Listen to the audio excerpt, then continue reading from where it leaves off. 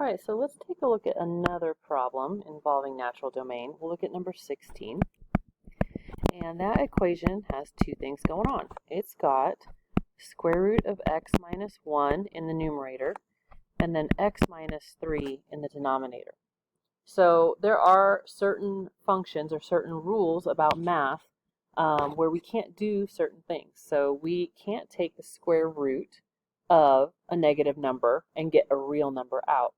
So we're going to have to address what's going on here in this numerator with that x minus 1, kind of like we did on problem 10.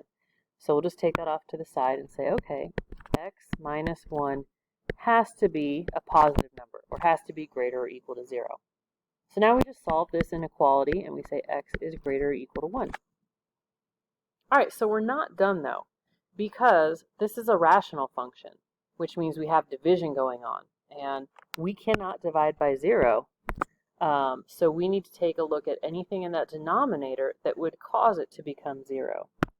So we're going to set up another statement for what's in the denominator, and we cannot allow that denominator to equal 0. It can be anything but 0, right? So I'm going to go ahead and figure out what x's would make that happen.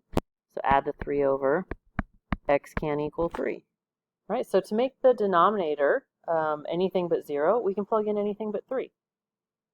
And so we've got these two conditions that have to be satisfied for the domain here, right? So we have to have all the numbers greater or equal to positive 1, but not 3.